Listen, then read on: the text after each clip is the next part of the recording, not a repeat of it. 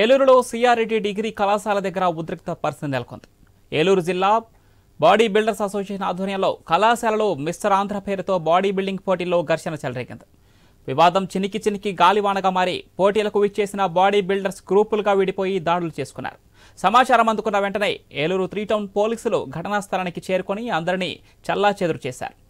CI Koteswararao విద్యార్థులకు పోటీలకు హాజరైన వారికి కౌన్సిలింగ్ ఇచ్చి అక్కడి నుంచి పంపించేసి ఘటనపై విచారణ చేపట్టారు.